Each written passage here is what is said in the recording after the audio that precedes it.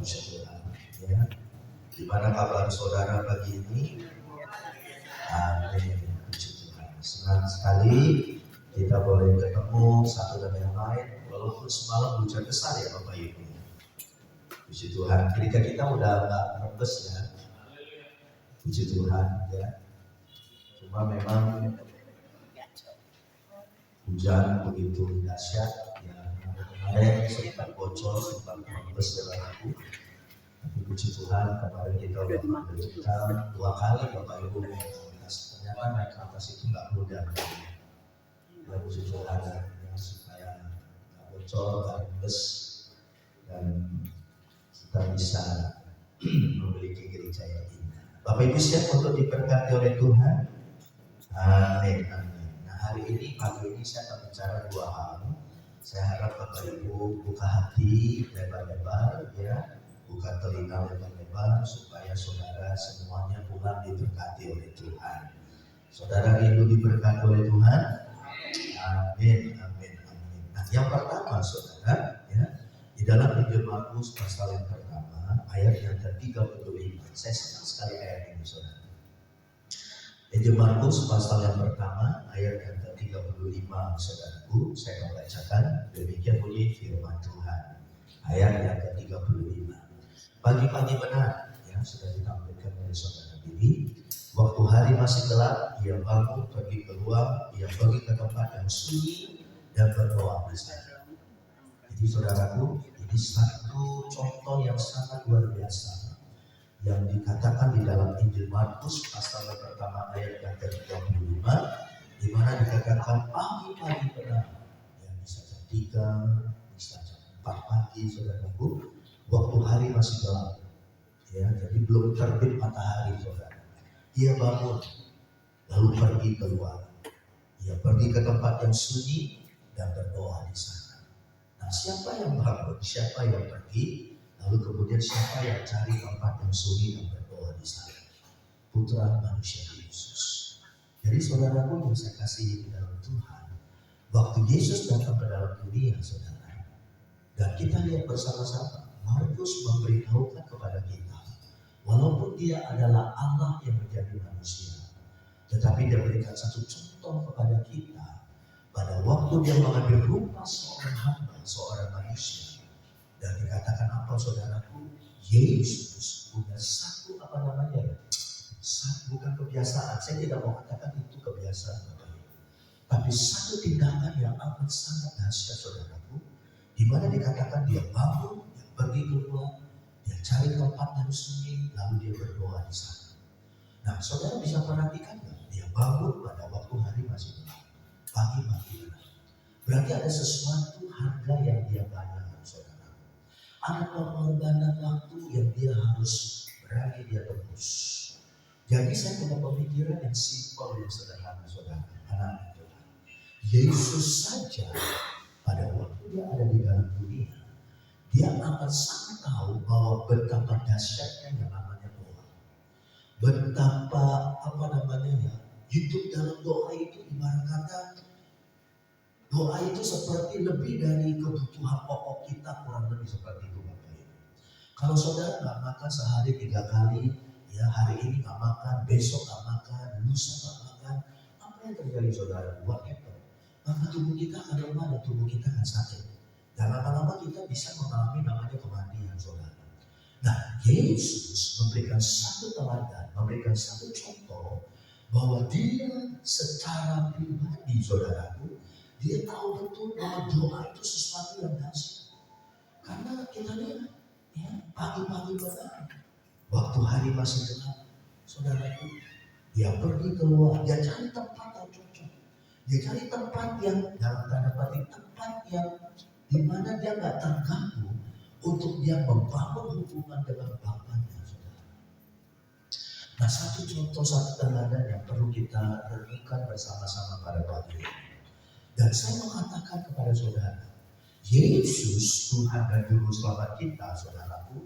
Dan saya mau katakan begini, dia awal hidupnya dengan doa, dan juga dia akhir hidupnya di dalam doa. Jadi bagi saya, bagi kita saudaraku, bagi Yesus, ya seperti yang dikatakan di dalam firman Tuhan, itu sangat penting.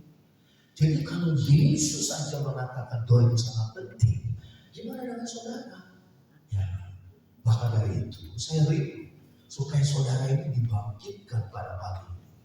Saya katakan begini, tahun 2025 adalah tahun di mana saudara dan saya kita akan mengalami penuaian, kita akan mengalami terobosan.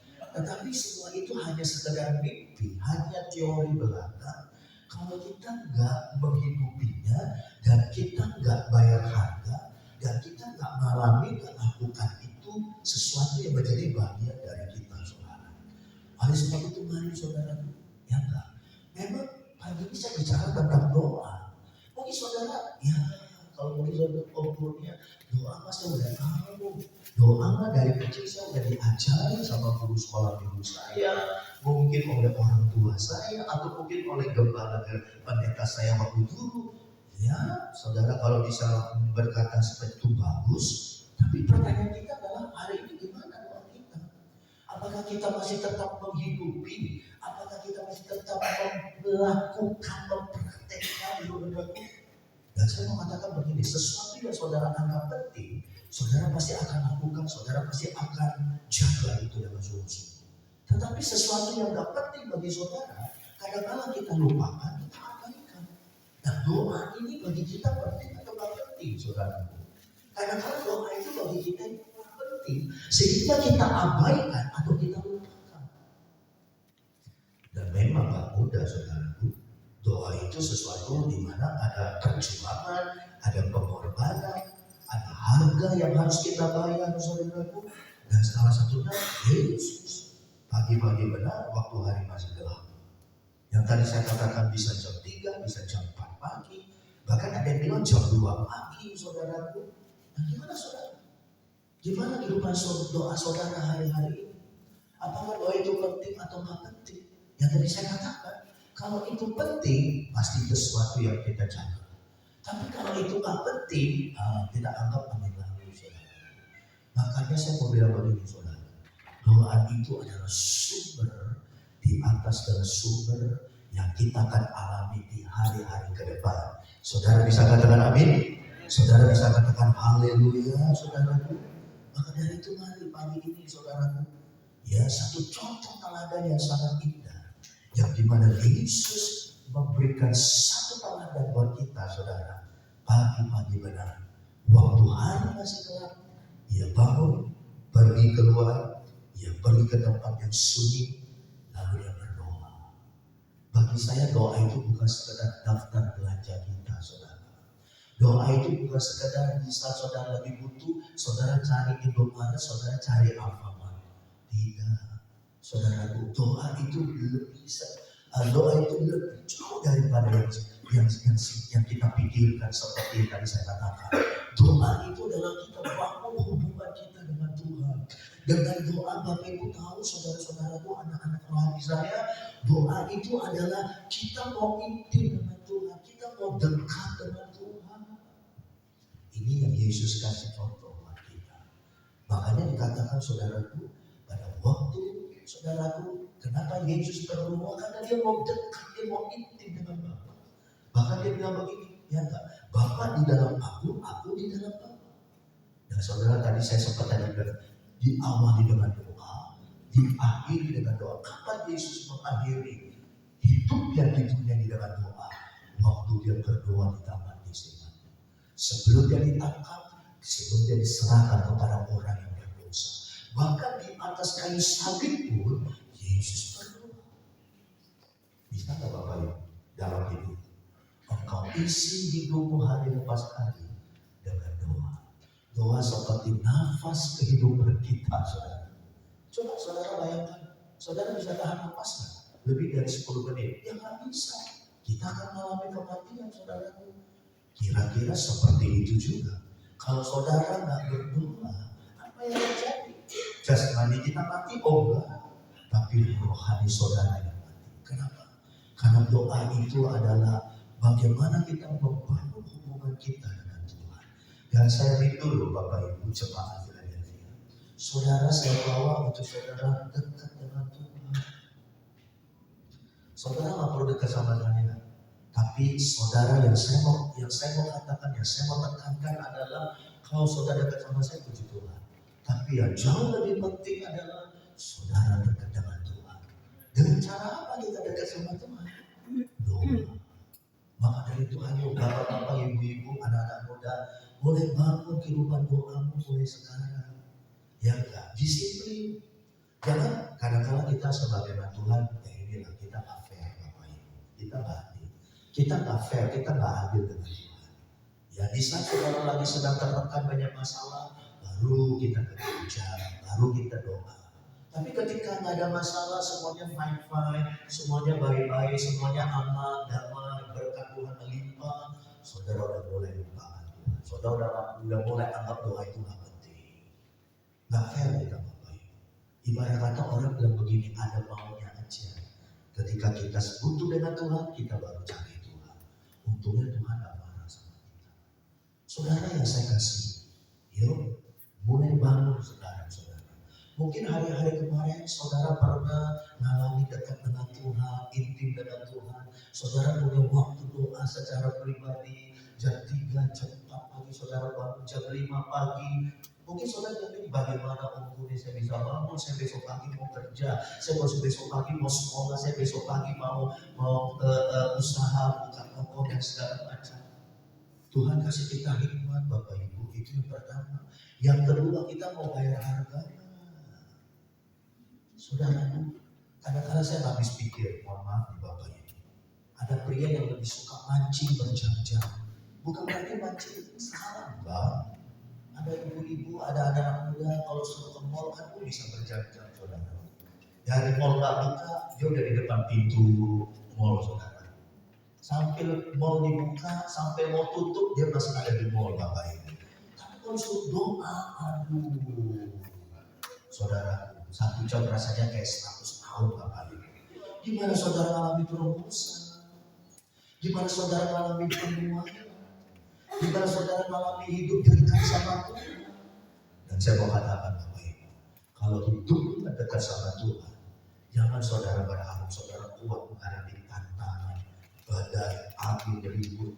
Saudara yang hujan kencang, hujan angin, sebelum kita diperbaiki bocor di mana-mana. Ya Pak Yogi ya. Saudara, hidupmu akan bocor terus. Kenapa? Ketika hujan badai, hujan angin datang, hidupmu bocor terus. Kenapa? Karena kita nggak kuat. Karena kita nggak nempel dengan Tuhan. Ini yang Yesus kasih tahu sama kita. Makanya dia bayar harga. Pagi-pagi benar. Ya, pagi-pagi benar.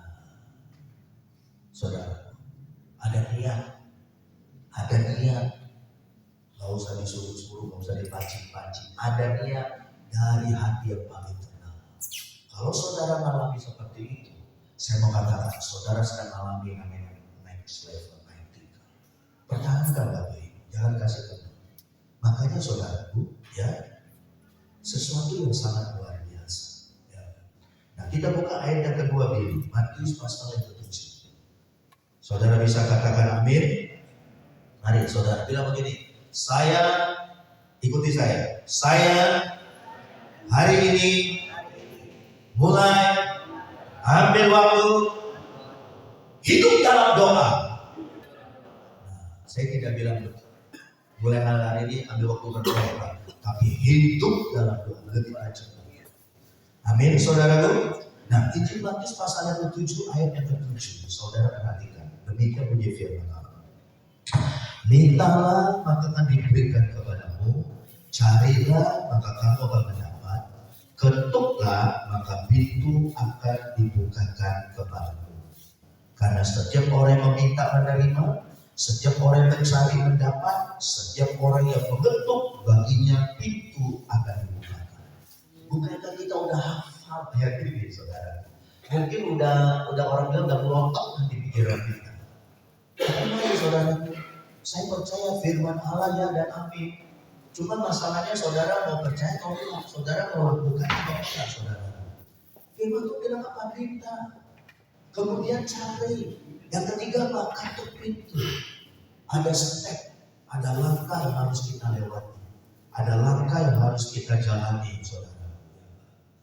Kenapa doa itu begitu sangat penting, saudara? Itu salah satu minta. Lakukan aja bagian kita, saudara. Cari, kata cari itu aktif, bukan pasif. Ya, bukan kita nunggu bola. Saudaraku, berapa banyak orang Kristen kita jadi orang Kristen yang pasif, nunggu bola. Ya, ketika ditanya, kamu mau diberkati nggak? Mau dong. Aku nggak mau bersama. Kamu mau nggak alami mujizat Tuhan? Mau dong. Ya, tapi nggak ada action. Nah, itu pasif. Tuhan nggak cari orang Kristen yang pasif, yang hanya terima beres, yang hanya nunggu berkat turun. Bukan zamannya lagi, Bapak Ibu. Sama seperti 2000 tahun yang lalu, Yesus datang ke dalam dunia.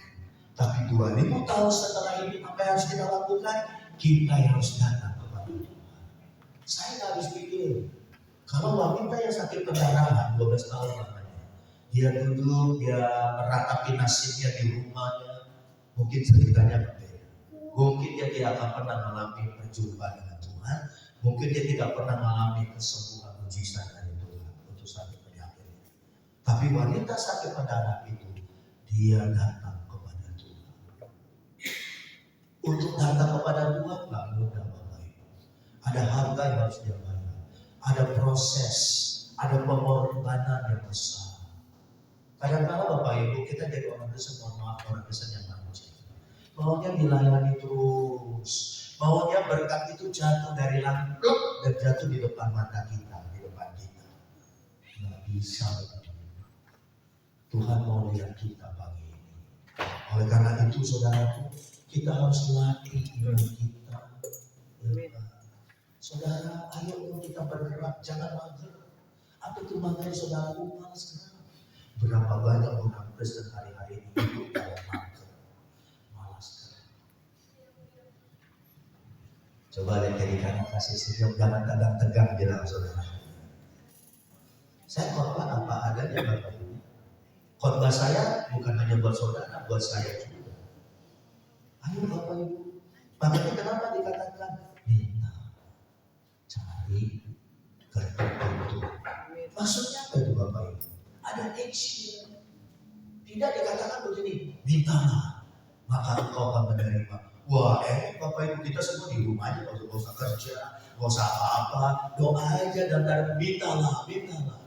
Tapi firman Allah gak berhenti di situ. Firman Allah bilang apa? Setelah minta, apa harus dilakukan? Cari. Setelah cari, apa lagi yang dilakukan? Ketuk pintu. Artinya apa Bapak Ibu? Tuhan mau melatih kita. Tuhan gak mau kita jadi orang Kristen yang manja. Tuhan gak mau kita jadi orang Kristen yang terima beres. Tanpa sadar kita jadikan Tuhan seperti pembantu. Ya, ingat gak dulu misalnya saudara punya pembantu di rumah, punya bibi. Bibi, mana kos kaki saya waktu kita masih sekolah, kalau dulu kita punya pembantu.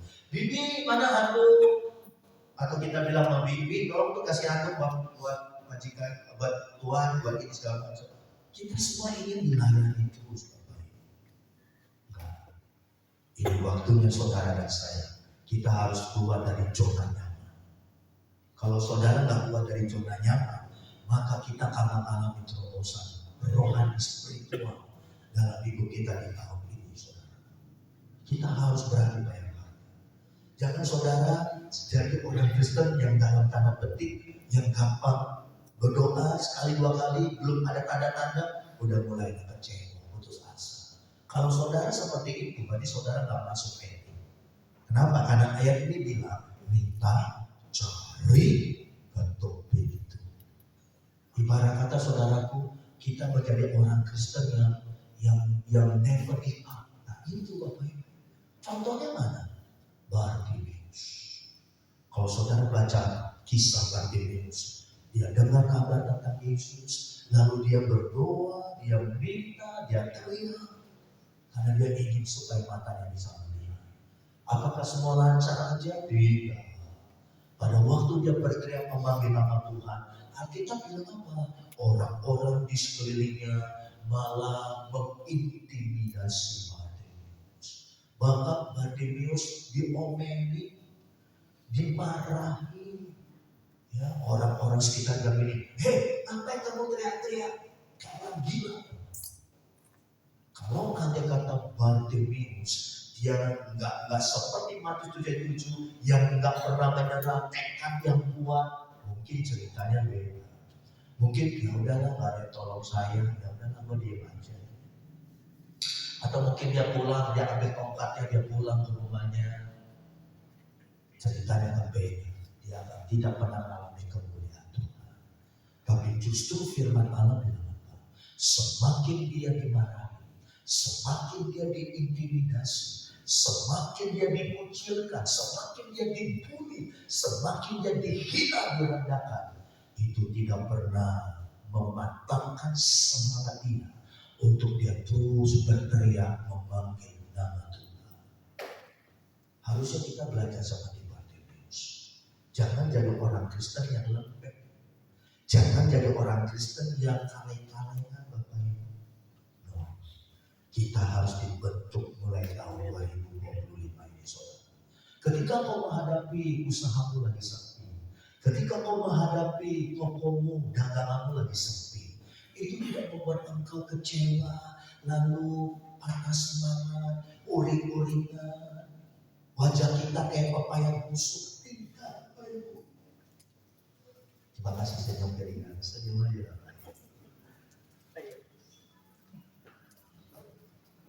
Ahli kesehatan bilang begini, kenapa kita disuruh banyak senyum? Waktu kita senyum, Bapak Ibu, mulut kita terbuka, itu otot-otot di wajah kita itu jadi kencang, dan kita akan gak gampang cepat tua.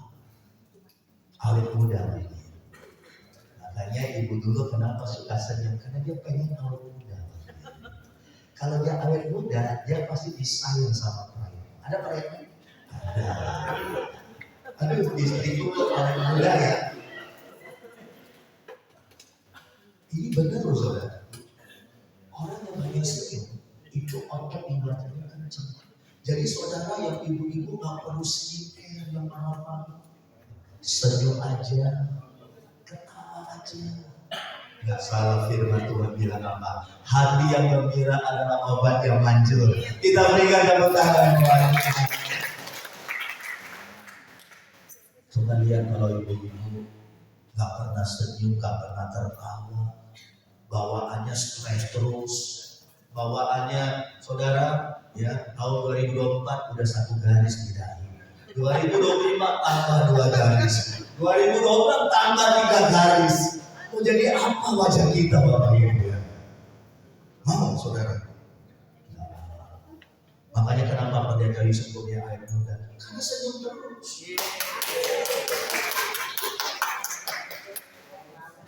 Saya banyak diajak oleh Roh Kudus oleh Tuhan saya. Saudara, ayo, ya enggak. Mari. Ketika engkau hadapi usahamu lagi sepi, aduh warung saya lagi sepi, itu bukan berarti saudara lagi sedang apa. Oh, justru kita harus lebih getol lagi. Kita harus ibarat kata jenis ini tidak dapat diusir kecuali dengan doa dan puasa. Jangan Bapak Ibu. Justru kadang-kadang Tuhan mau uji kita, Tuhan mau latih kita. Saudara dipanggil bukan jadi penonton, saudara dipanggil jadi jadi tentara. Ya, kita harus siap menghadapi segala macam situasi. Oleh sebab itulah Bapak Ibu, saya dipercaya, saya diutus oleh Tuhan untuk apa? Untuk melatih saudara, supaya saudara itu benar-benar dari orang Kristen yang apa. Dan rahasianya ada di mana? Kehidupan Allah, saudara. Kalau saudara benar-benar tangkap ini, maka saya mau katakan mulai hari ini hidup saudara pasti akan beda. Amin, saudara. Dan dari Bartimeus, dia nggak gampang menyerah. Dia bukan orang Kristen yang kaleng-kalengan. Dia bukan orang Kristen yang KB-KBan. Enggak. Dia orang Kristen sejati. Tantangan, cobaan, ya kadang-kadang kan banyak terjadi. Ya, orang-orang sekitar kita, waktu kita mulai rajin ke gereja, waktu kita mulai benar-benar kita mau ikut Tuhan Yesus jadi orang Kristen, ada aja tadi orang-orang sekitar kita yang meledek kita, yang bully kita, ya enggak, yang mungkin menghina kita, merendahkan kita. itu biasa. Saudara jangan kaget saudara, kecil hati itu biasa, belum apa-apa. Ya, Alkitab bilang apa? Penderitaan kita belum apa-apa dibandingkan penderitaan yang dialami oleh Yesus. Amin, saudaraku. Ayo dong, ya enggak? Bangkit kehidupan doa saudara. Doa itu luar biasa. Kalau saya mau cerita doa, nggak cukup hari ini bisa berjilid-jilid. Karena saya mengalami secara pribadi, Bapak Ibu. Doa. Ya, Bapak bilang orang et labora, berdoa dan bekerja. Apa 4 sehat, 5 sempurna. Yang 5 itu apa? Bukan susu, doa yang menyempurnakan saudara. Mari, ya saudara, kalau saudara anggap doa itu sangat penting, saudara mau menghidupinya. Bapak-bapak bayar harga. Ya, bangun hubunganmu dengan Tuhan secara pribadi. Ibu-ibu bayar harga. Bangun hubunganmu dengan Tuhan secara pribadi. Anak-anak muda bayar harga. Generasi sekarang anak muda ini generasi stroberi, Bapak Ibu. Kenapa saya bilang generasi stroberi? Stroberi itu nggak bisa dipanasi. Kalau dipanasi dia langsung lembek, Bapak Ibu. Rentan. Kenapa? Karena inilah mereka. Generasi sekarang ini. Dan saya khawatir ke depannya generasi anak-anak kita ini generasi yang lembek. Ketika menghadapi tantangan tekanan, mereka berontak. Kita doakan. Harusnya apa? Generasi penerus kita ini. Nah, kita harus kasih contoh sama mereka. Adalah generasi yang kuat.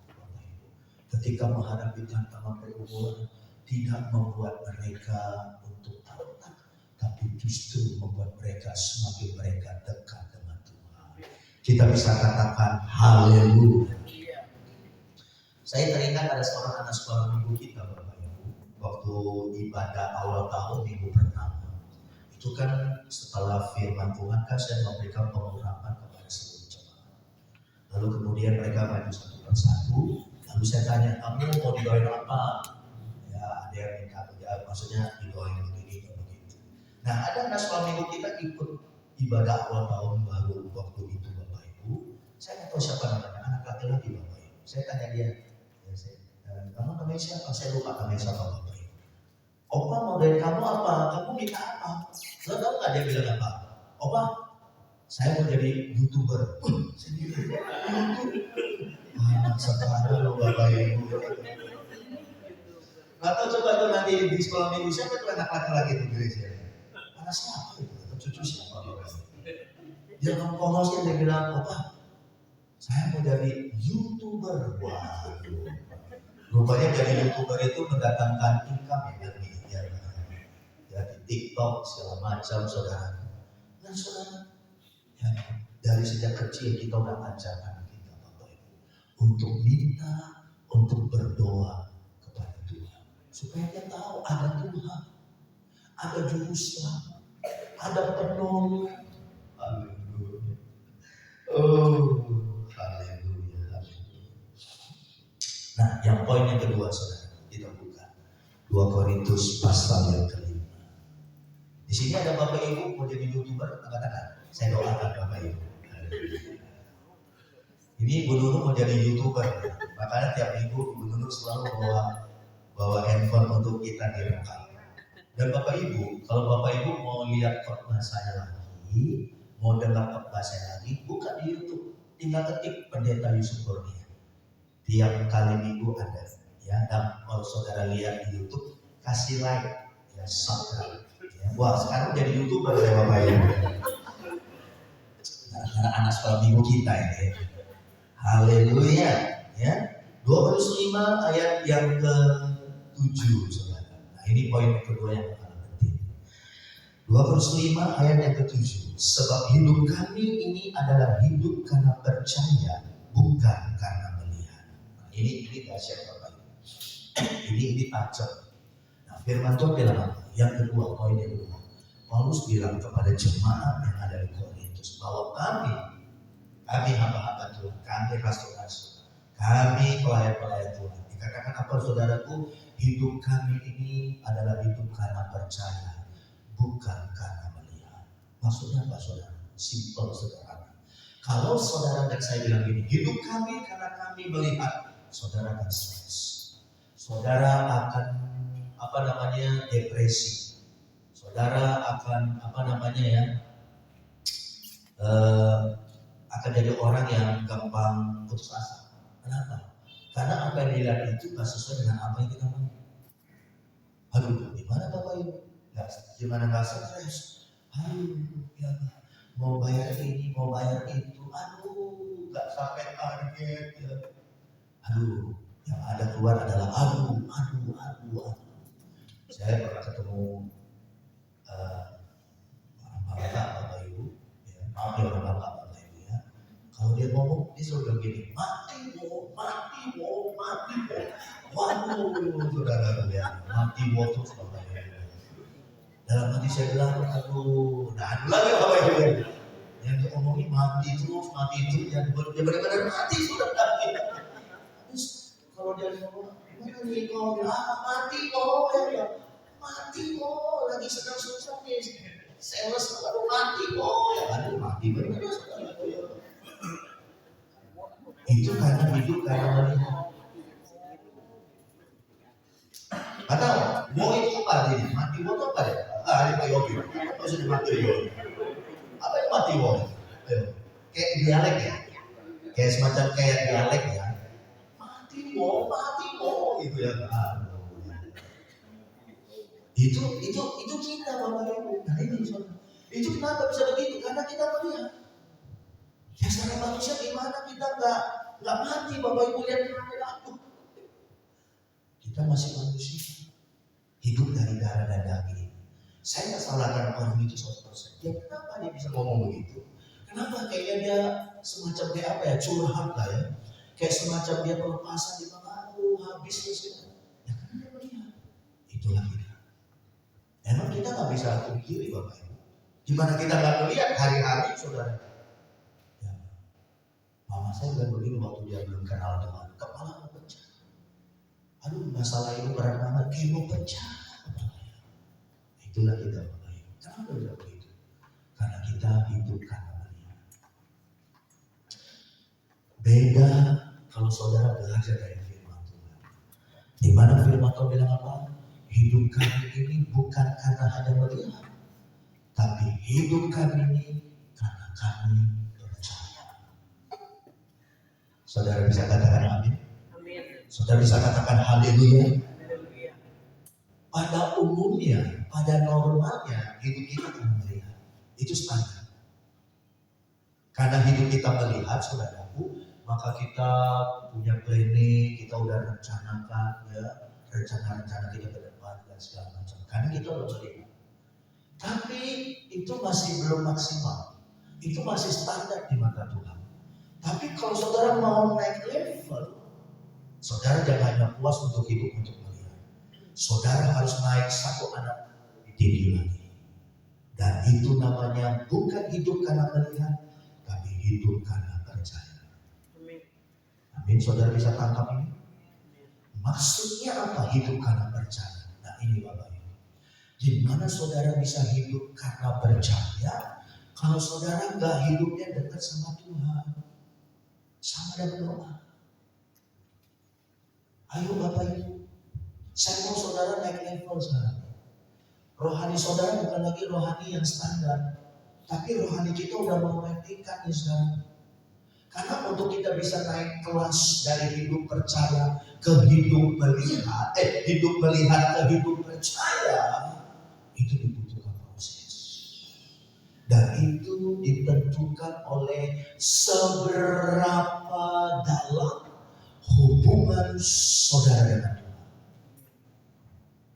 Kalau hidup saudara dekat dengan Tuhan, maka saya katakan begini, saudara tidak lagi hidup karena melihat, tapi saudara naik satu level lebih tinggi lagi, hidup karena percaya. Justru ketika saudara ada di situ, hidup karena percaya, maka kita akan melihat mujizat Tuhan, berkat Tuhan, pertolongan Tuhan, kemuliaan Tuhan. Saudara akan alami.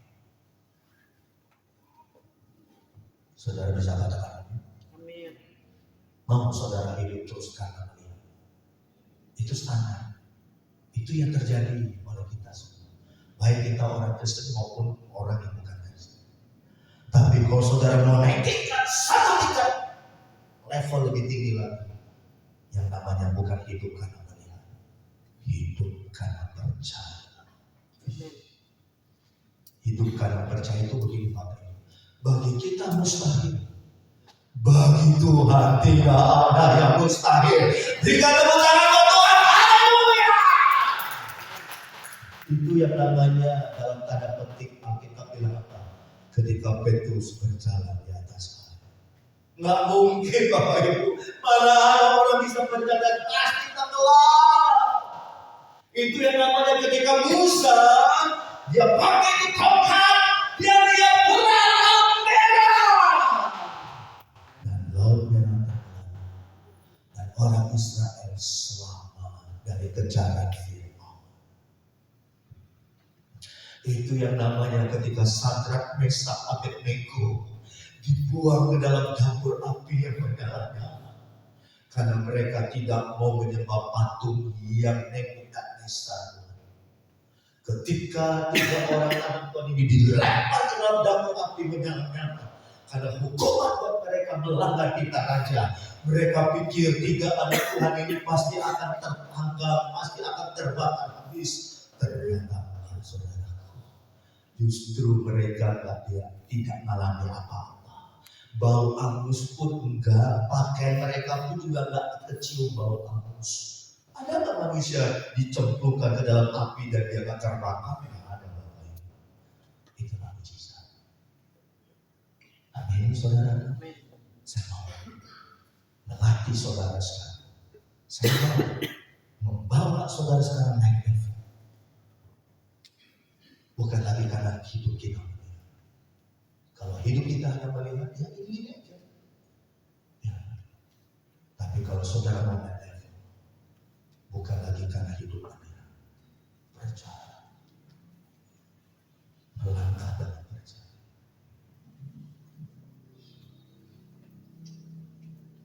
Kemarin salah satu kaum pria Bapak Ibu kesaksian. Besok udah deadline. Udah gak tahu gimana deh terserah. Tapi dia bilang, Tuhan, aku berserah. Besok gimana? Berserah. Tapi yang aku tahu Tuhan, Tuhanku hidup, Tuhanku berkuasa, Tuhanku gak pernah mengizinkan anak-anaknya jatuh sampai terluka. Betul Bapak Ibu. Besok harinya di luar pemikiran ada pertolongan, pertolongan. Yang kadang-kadang kita nggak bisa, kita nggak bisa prediksi. Nah itu Bapak Ibu. Itu namanya hidup karena percaya.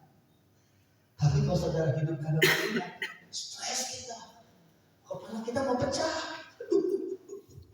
Makanya sekarang banyak itu orang-orang maaf sakit jiwa Bapak Ibu.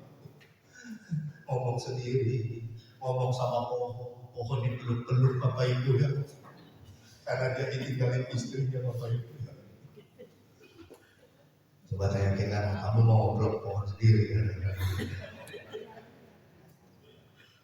Karena bilang Pak Daniel, tapi mau peluk pohon sendiri ya? Karena udah stres Daniel Bapak Ibu ya. Kita bukan karena melihat, amin. Kita mau hidup karena percaya. Hidup percaya itu benar-benar berserah total dengan Tuhan. Kita dekat sama Tuhan. Makanya ayo bangun sekarang Bapak Ibu hidupmu. Jangan jadi orang Kristen halaman. Tapi jadilah orang Kristen rumah Maha Kudus. Ayo saudara, bangun sekarang. Bangun mesbah itu. Alami Tuhan kita dahsyat. Alami Tuhan kita luar biasa. Salah satu tanda kekeringan rohani kemarin, Bapak Pendeta Mulyani, kami ada pertemuan di desa Bapak Ibu untuk kami hamba Tuhan. Beliau adalah mantan ketua umum Sinode GSI dan kita sharing bersama. Ada satu topik, topiknya adalah bagaimana kekeringan rohani yang terjadi saudara. Dan salah satu kekeringan rohani terjadi buat anak-anak Tuhan adalah ketika dia udah gak bisa lagi merasakan hadirat Tuhan. Nah itu Bapak Ibu. Ayo, itu warning buat kita. Itu udah lampu kuning menuju lampu merah. Kalau saudara ke gereja, mohon maaf, saudara udah ngerasain apa-apa. Saudara berdoa udah gak ngerasain apa-apa. Itu tandanya saudara udah mulai kering. Apa yang kering? Rohani saudara. Saudara melayani tapi gak ngerasain apa-apa. Berarti ayo, ini udah warning. Berarti saudara mesti harus udah mulai cek dari cek. Ya, kalau saudara sakit kan kita periksa ke dokter. Saudara perlu diperiksa rohani saudara. Kenapa bisa ini Tuhan? Kok saya nggak merasa apa ya? Keren ya. Orang lain kalau berdoa bisa nikmati, kok saya nggak bisa ya? Kenapa ya Tuhan? Ada apa ini Tuhan? Saudara perlu cek dari cek. Salah satu tanda kekeringan rohani ketika kita udah nggak ngerasain apa-apa lagi, udah hamba. Makanya suami istri ingat, waktu kau masih pacaran, pegang tangan istri kita, mantan istri, gemeteran kita. Sekarang udah menikah, udah 30 tahun, pegang tangan siapa ya? Kok kasar amat tangannya Bang? Tangan istrinya udah gak tahu apa itu. Udah gak ada rasa apa-apa lagi. Ya, pegang tangannya benar. Coba sekarang, Om bilang, pegang tangan. Coba, pegang tangannya. Pegang tangannya. Ada rasa apa enggak? Udah gak ada. Si Yoko kan orang. Jangan sampai kita amin. Bangun terus hubungan kita dengan Tuhan. Sehingga kita bilang begini, Tuhan, every time, every day, I'm still falling in you, my Lord. I'm still falling in love in you, my Lord. Setiap hari kita jatuh cinta dengan Tuhan. Kita berikan tepuk tangan. Mari kita berdiri bersama-sama. Oh, haleluya, haleluya. Terima kasih Tuhan Yesus. Amin. Amin.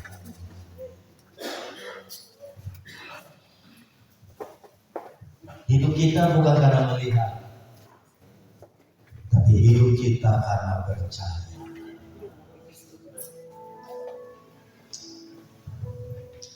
Nyanyikan pujian Sri Anugerah.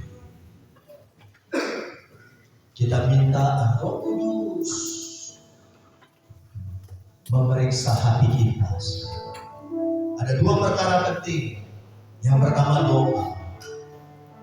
Yang kedua hidup karena percaya.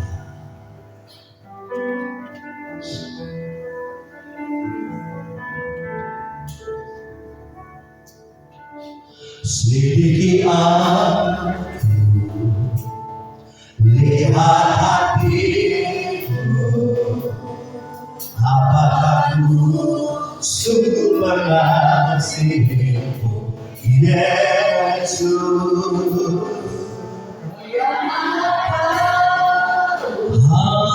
Haleluya.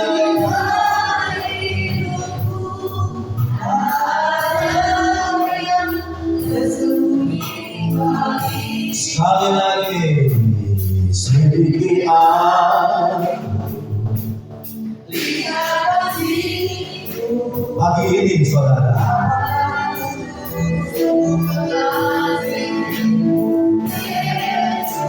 Kau yang Maha Tahu, lihat hati kami.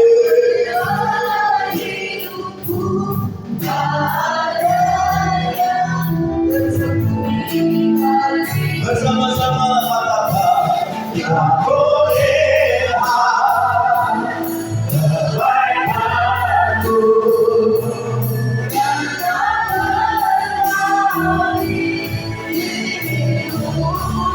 Ku berjuang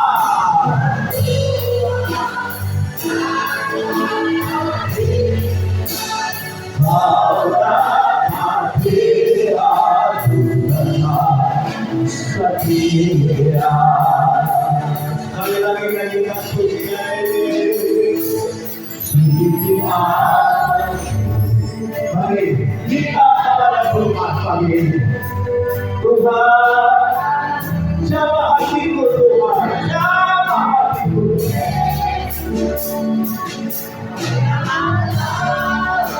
Haleluya.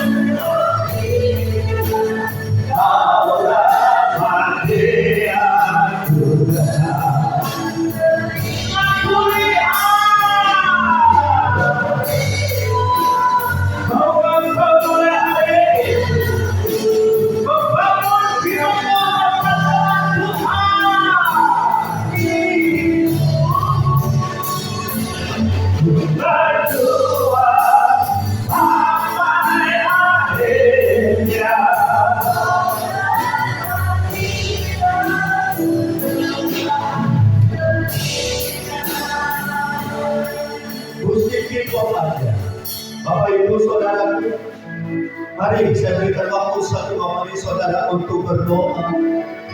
Apa yang saudara mau sampaikan kepada Tuhan pagi ini? Roh Kudus akan bicara kepadamu pribadi pribadi. Hari ini pagi ini saudara, ada 2 hal penting yang kita sudah dengar bersama-sama. Pertama tentang doa. Kalau saudara anggap doa itu sangat penting, maka saudara pasti ada di dalam. Pagi ini saudara, cari ketuk pintu. Kalau orang yang meminta akan diberi, orang yang mencari akan menerima, orang yang mengetuk pintu, maka pintu akan dibuka kembali. Bangun hidup-hidupan doa memulai hari ini. Bayar harga saudara. Itu waktunya bukan lagi Tuhan yang cari kita, tapi kita yang akan cari Tuhan. Dan yang kedua, kalau hidupmu masih hidup dalam posisi karena melihat, itulah kita sebelum. Tapi kalau saudara mau mentingkan pagi ini, hidup kita bukan hanya karena kita melihat, tapi hidup kita mulai dari ini kita mau berkata, karena saya mau percaya. Saya berserah total kepada Tuhan. Biarkan Tuhan yang pegang tangan saya, dan Tuhan yang menuntun langkah hidup saya, dan Tuhan akan menerangkan setiap bukit, setiap gunung-gunung yang ada di depan ini. Itulah yang namanya hidup karena percaya. Saudara itu mengalami hal seperti ini, maka hari ini mari ambil keputusan, bangkit bersama-sama. Kita mau berkata, Tuhan, aku mau hidupku lebih dekat lagi. Mari nyanyikan menjadi sekali lagi. Aku lihat sampai kita mau mengangkat tangan kita pada Tuhan. Oh, haleluya.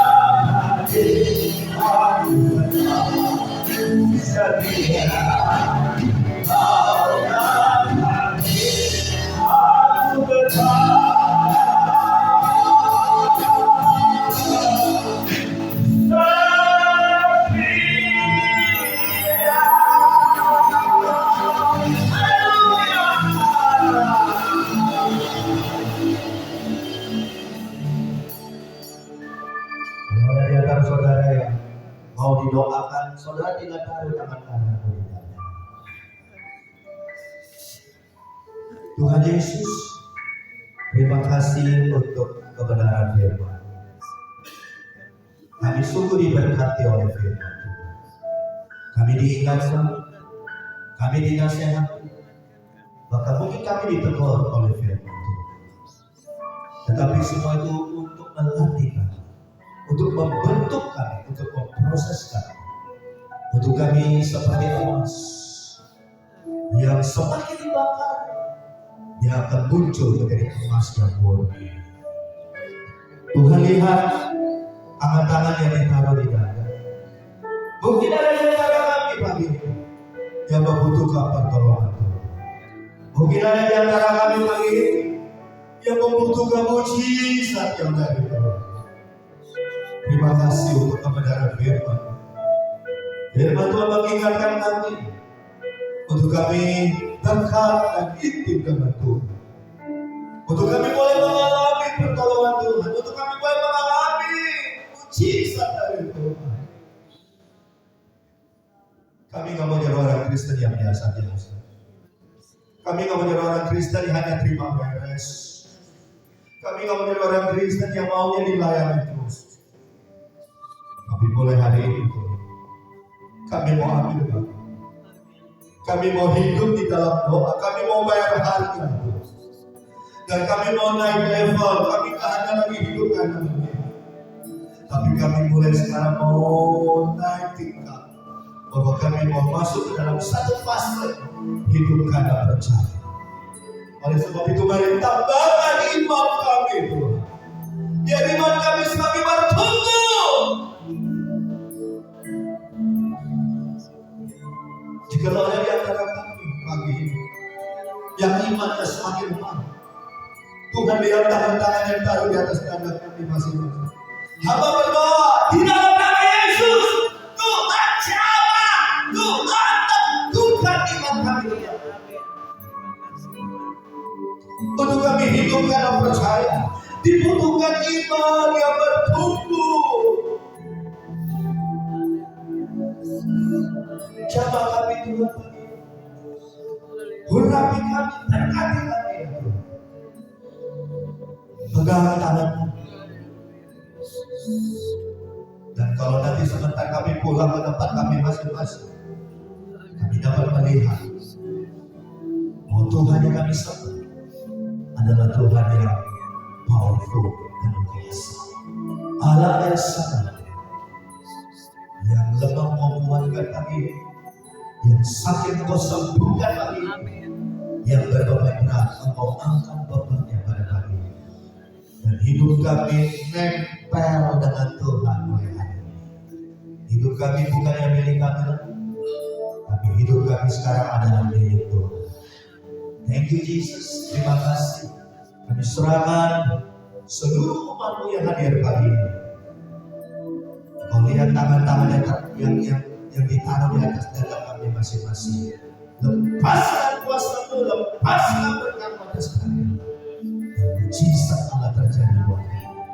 Kami bukan lagi menjadi orang Kristen yang biasa-biasa mulai hari ini, tapi kami jadi orang Kristen yang semakin hari level rohani iman kami semakin bertambah. Dalam nama Tuhan Yesus, berkat firman Allah, kami terima dan berucapan syukur. Haleluya! Bersama-sama kita katakan, Amin. Jangan lupa Tuhan berkati kita. Haleluya! Saya serahkan pada. Terima kasih Bapak Gembala untuk firman Tuhannya. Diberkati oleh firman Tuhan, saudara sekalian. Ya, luar biasa ya. Kalau kita mulai lupa seperti saya nih ya, sudah di tempat ya. Luar biasa. Karena kita mau pakai firman Tuhan itu dalam kehidupan kita sehari-hari ya. Sambil kita mempersiapkan buat persembahan kita.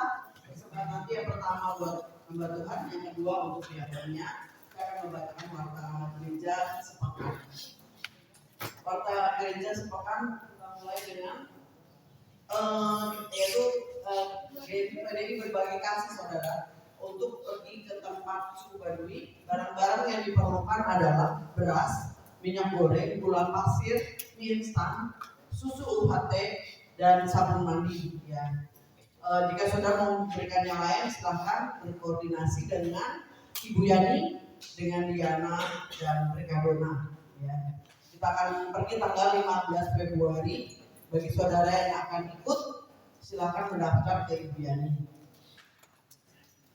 Dan Sunday service yaitu sekolah minggu ya, 16 Februari. Tanggal 16 Februari. Ibadah umum. Ibadah raya itu. Oh, ibadah raya saudara tanggal 16 Februari. Pendeta saya kita, pendeta Yusuf Kurnia ya. YouTube ya, pencet PDT Yusuf Kurnia atau Yusuf Kurnia aja di keluar. Kalau Yusuf doang banyak saudara ya, jadi mesti komplit Yusuf Kurnia. Ya.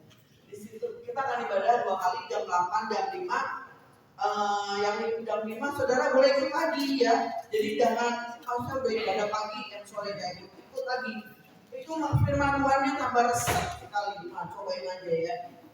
Terus setelah ibadah setelah ibadah ada sholat minggu. Hari Minggu ada terobosan saudaraku. Hari Kamis jam 7:30 ini juga luar biasa sekali. Saya melihat banyak sekali pertolongan Tuhan kepada anak-anaknya ikut, bukan anak-anak ya, maksudnya orang dewasa ikut dalam doa terobosan ini. Jadi bukan hanya kita berbeban berat, tapi kita mengucap syukur dengan datangnya doa terobosan ini di gereja jam 7:30 ya. Berikut ibadah kaum wanita hari Selasa, setiap hari Selasa itu lewat Zoom saudara, jam 7:30 ada link Zoom-nya, nanti bisa minta sama saya. Lanjut, ibadah youth itu untuk anak yang remaja, mulai SMP, SMA, kuliah ya. Hari Sabtu jam 7 malam ya. Daripada anak kita kemana-mana, anjurkan anak kita datang ke gereja untuk ikut youth, bertumbuh bersama dan akhirnya menjadi dewasa dan Tuhan jadikan berhasil ya. Amin. Philadelphia Kids, anak-anak kita akan dibimbing oleh guru-guru yang luar biasa, yaitu Priscilla, Grace, Winnie ya.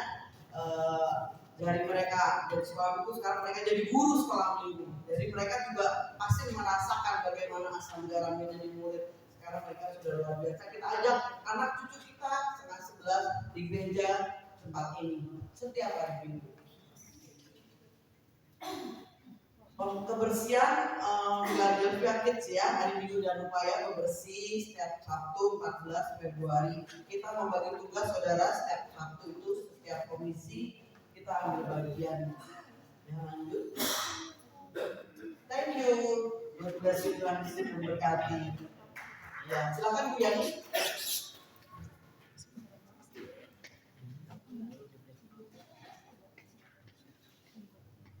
Shalom Bapak Ibu yang terkasih, saya mau informasikan kami dari Panitia Natal akan melakukan baksos ke Baduy pada tanggal 15 Februari 2025 hari Sabtu.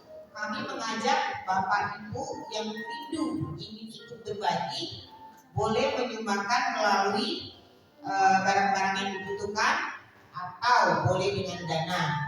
Nah, saya infokan untuk barang-barang tadi boleh ditampilkan dulu, Andreas.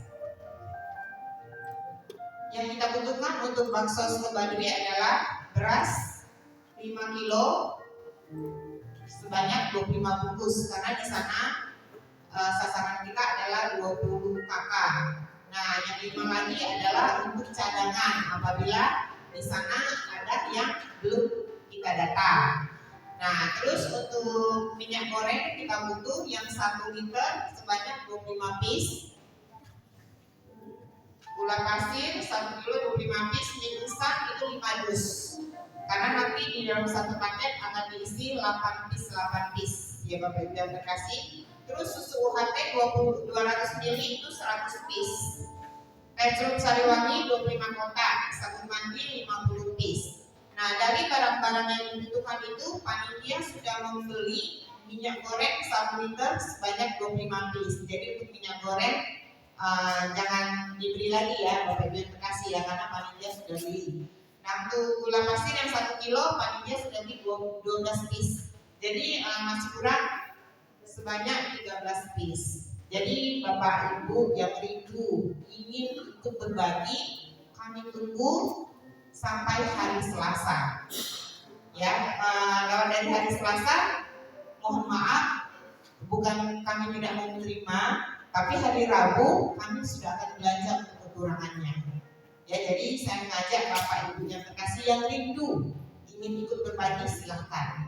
Ya, terima kasih. Demikian informasi dari Panitia Natal 2024. Selasa tanggal 11 ya berarti. Ya. Selasa tanggal 11 saudara guru-guru WA ya dari sumbangan apa yang diberikan. Kita akan memberikan persembahan saudara Willy sama Grace akan bantu ya. Mari kita sebelum memberikan persembahan kita berdoa terlebih dahulu. Saya melakukan dan doa silakan.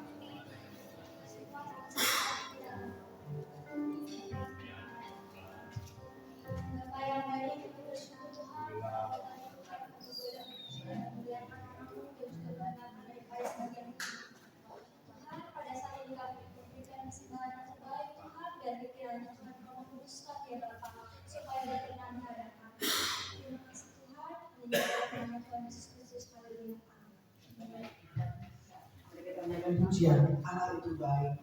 Amin.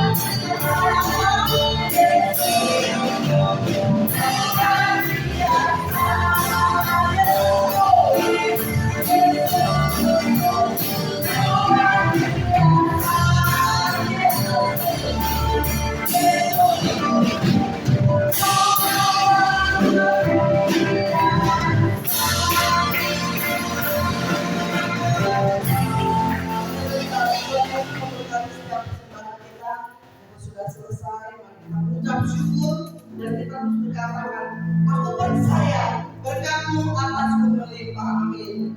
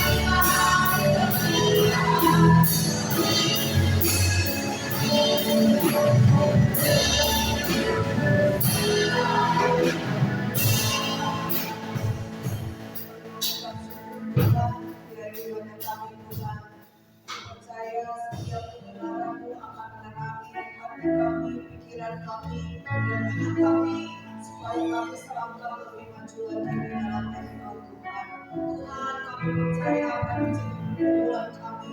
Pagi ini Tuhan, Engkau dengar dan Engkau jawab. Karena kami berjalan bukan karena melihat, tapi karena kami sungguh-sungguh percaya kepada Engkau. Apa yang buat kami mustahil, bagi Tuhan tidak ada yang mustahil.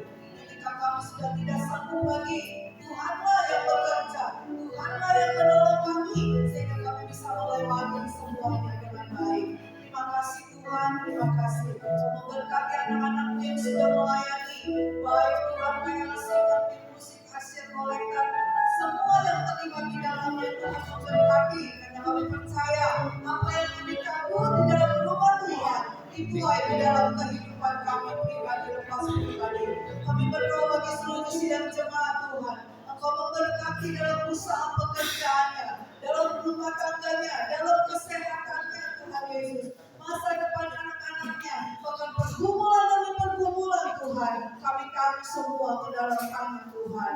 Terima kasih Tuhan, selama seminggu ke depan, apa yang kami lakukan, apa yang kami butuhkan, apa yang kami perlukan, Engkau sediakan bagi kami semuanya Tuhan. Terima kasih Tuhan, terima kasih Tuhan. Kami teringat buat jemaat Tuhan yang sedang sakit dimanapun mereka berada, baik Kojupi, Kokepi Tuhan, baik sampai Tuhan, Rama Tuhan, dan yang lain Tuhan yang tidak kami sebutkan satu persatu. Tuhan, tumpahkan tangan-Mu yang berlubang paku oleh bilur-bilur Yesus, kesembuhan terjadi Tuhan, sehingga Tuhan aktivitas boleh kembali berjalan dengan baik. Bapa, kami bersyukur kepada Engkau. Kalau sebentar kami akan pulang, Engkau menyertai dalam perjalanan kami pulang. Tiba di rumah dengan selamat tanpa kurang satu apapun juga. Kembalikan pada minggu depan kami bersama-sama Tuhan datang mencari Engkau. Buat rencana kami ke Bandung pada tanggal 15. Kiranya Tuhan tolong, kiranya Tuhan campur tangan Tuhan, segala sesuatu yang dibutuhkan Engkau sediakan Tuhan. Kendaraan yang kami butuhkan, kami percaya Engkau juga akan menyediakan, sehingga Tuhan kami bisa memberkati orang-orang yang ada di Bandung sana Bapa. Terima kasih Tuhan, terima kasih. Kami serahkan semua di dalam tangan Tuhan. Dalam nama Yesus kami sudah berdoa dan mengucap syukur. Haleluya. Haleluya, haleluya. Mari kita angkat kedua tangan kita Bapak Ibu. Sekali lagi arahkan mata hatimu kepada Tuhan. Sebelum kita berpisah satu dengan lain, saudaraku, terima berkat dari Allah Bapa, Allah Anak, Allah Roh Kudus. Berkat dari Tuhan Yesus turun kepada kita pribadi lepas pribadi. Berkat kesehatan, berkat umur panjang, berkat makan minum, pakai yang kita perlukan hari lepas hari. Tuhan mencurahkan kepada setiap pribadi kita dalam nama Yesus. Terima sekali lagi. Dan satu minggu ke depan Tuhan akan mengirim malaikat yang kita pernah berapi menjaga melindungi kita. Dijauhkan dari segala macam mara bahaya, musibah atau kecelakaan atau niat jahat orang tertentu. Dalam nama Yesus Tuhan menjaga melindungi kita dan memelihara hidup kita. Maka Tuhan akan menyertai kita sampai Maranatha, sampai Tuhan Yesus datang kembali menjemput kita. Dalam nama Tuhan Yesus, terima berkat ini dan bawalah pulang ke tempatmu masing-masing. Haleluya! Bersama-sama kita katakan, amin.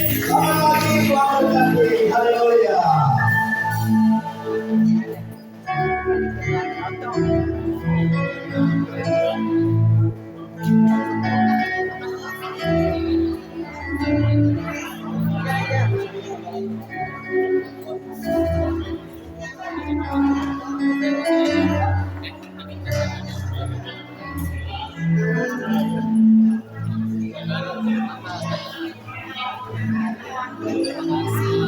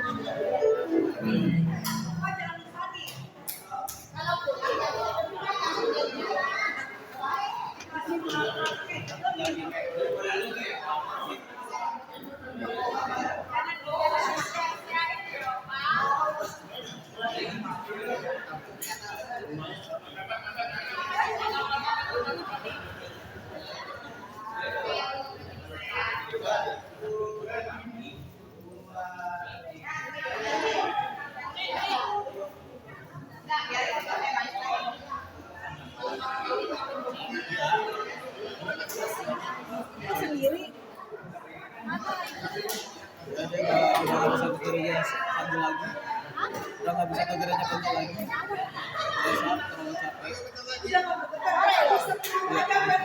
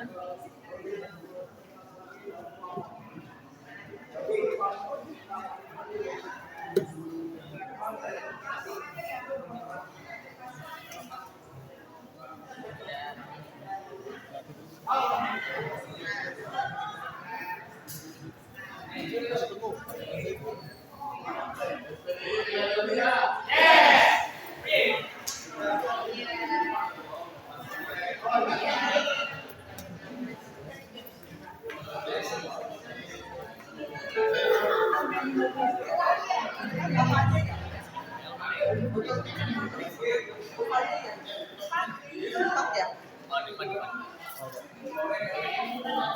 Nanti minggu ya, depan ya. Iya, iya. Oh iya lupa. Balikin ke kamu.